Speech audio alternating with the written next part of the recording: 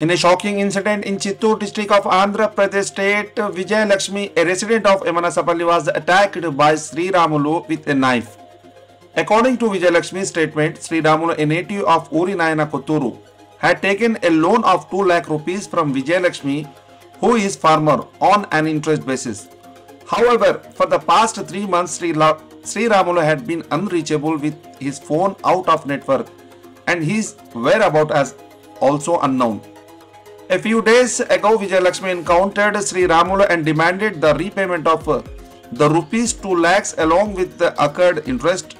Sri Ramulu requested Vijay Lakshmi to come his house to discuss the accounts, to which she agreed. On the way to Ramulu's house, he attacked her, inflicting knife wounds on her neck and the chest. The police have registered a case, initiated an inquiry into the incident. Vijay Lakshmi is currently undergoing treatment at a private hospital in Kuppam, Chittoor district, and requested with the police to get back her 2 lakh rupees from Sri Ramulu and book the case also. మేము వ్యవసాయం చేస్తున్నాము. మా ఊరు ఎనమాసంపల్లి జరుగు పంచాయతీ కూలోళ్ళు పిలిచి కొత్తూరుకు పోయినాము. సరే అనేసి శ్రీరామ్ అనే అబ్బాయి నా దగ్గర 2 లక్షలు తీసుకొని 1.5 సంవత్సరం అవుతుంది. 3 నెలలుగా ఆ అబ్బాయి కనిపించలేదని కూలోళ్ళకి పోతుంది 10 గంటల్లో కదా కనిపించినాడు. ఏం శ్రీరామ్ డబ్బులు రాకుండా ఎక్కడ పోతుందా కనిపించలేదు అని అడుగుతుంది. సరే రాక ఇంటి దగ్గర మాట్లాడతాము అని. నేను ఇంటి దగ్గరికి వచ్చాను నాన్న, ఈడే ఉంటాను రచ్చ దగ్గర, అమ్మని తోడుకో రాపో అంటుంది. సరే అమ్మ అట్లా వస్తుంది, ఇంకొక దారిలో రాక అని రోడ్లో రమ్మని. రోడ్లకు వద్దురా, ఈడే ఎండగా ఉంది, నాకు షుగర్ ఉందిరా, సుస్థ అవుతుంది, ఇంకా అన్నం తినలేదు, ఇక్కడే తోడుకో రాపో అంటుంది. తర్వాత మా అమ్మ అట్లా వస్తుందంటక అని పిలుచుకుందని ఇంకొక దారిలో తోడుకుపోయా. అది రోడ్డే కదా అనేసి నేను పోతుని, నేను పాప పోతా ఉంటుంది. ఇంకా 3 వాడి జొట్లను ఉండరు. వాళ్ళు వచ్చి అంతా కూకొని మాట్లాడుతూ ఉంటాము. వాళ్ళ అమ్మ వచ్చా, ఏం పెద్దమ్మా సూడి శ్రీరాములు కాపు లేకుండా ఇట్లా చేస్తున్నాయంటే, రేప వాళ్ళు పిచ్చిన వాళ్ళు అట్లేరా ఎక్కకి ఇవ్వాలి కదా మనము అని.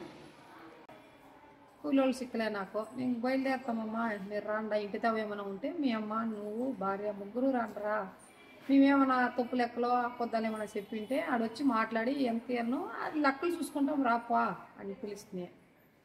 అంతే సార్, పాపని బండి స్టార్ట్ చేయమ్మా అంటుని మమ్మల్ని రౌండ్ వేస్తూ ఉన్నాడు.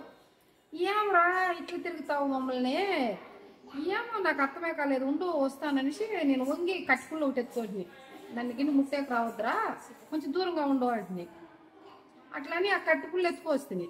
సరే అంగానే వాడు అట్లా అని దూరంగా నేను కట్టుకుళ్ళకి పారేసేస్తా మా బండి అంటే పటామని వెనుక పొడి చేస్తాను. వెనుక వచ్చినావు ముందు వచ్చినావు నాకు ఏమి తెలియదు. ఎత్తుకొని వచ్చి అట్లే పడిచేసినాడు, ఉన్నట్లే బండి ఎక్కాక ఇట్లా తిరిగింది ఒకటే వాడి ముందరికి ఇట్లా అట్లే ఎట్లే ఇంకా వచ్చినావు, వీడు ఎలా పొడిచినాడు తెలియదు, గట్టి పటామనింది నాకు ఈ నెత్తలు గుబ్బి మన గుబ్బేసినేమో అని. అయ్యో గుద్దేసమ్మా నన్నే అంటే గుద్దేసి నేను చేయి పెడితే ఏలే దూరుకొనిసా. అయ్యో నాకు ఇంకా అంతే సార్ భయం వచ్చేసింది. ఇంక మనం షుగర్ పేషెంట్ బతికేదని నాకు చాలా భయం వచ్చి ఆడే గిర్రాన్ని వచ్చి తిరుగుకొని బండెక్కి నేను పాప వస్తూ ఉన్నాం.